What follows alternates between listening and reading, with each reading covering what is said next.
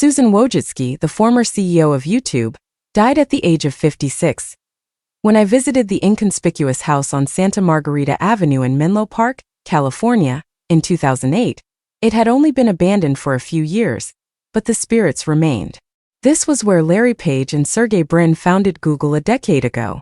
The garage was previously filled with newly delivered servers and routers. There were carpeted rooms in the back of the home where Page, Brin, and their first employee Craig Silverstein pounded out code. And out the window was the backyard with the hot tub. Dennis Troper and Susan Wojcicki, a young couple who had recently purchased the house for $615,000, owned it when Google was still in its early stages. To help with the mortgage, the Google duo spent $1,700 per month to rent out vacant space. They entered through the garage, Wojcicki later explained. They weren't allowed to enter the front door. Wojcicki began hanging out with the young founders and got impressed by the emergence of the search startup. She eventually joined it herself about the time the 15-person company moved from her residence to an official office over a bicycle shop in Palo Alto.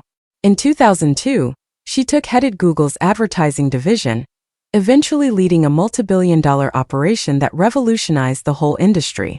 In 2014, she was appointed CEO of the company's video product YouTube, where she oversaw one of the world's largest media properties while navigating rivalry with other social networks and content moderation concerns. Despite being one of the most prominent women in business, she maintained a low-key demeanor until her departure in February 2023, to start a new chapter focused on my family, health, and personal projects I'm passionate about, as she stated on the corporate blog. Her low-key demeanor carried over into her tough final years, when she battled non-small cell lung cancer in solitude. Troper announced on Friday that Susan Wojcicki had died at the age of 56.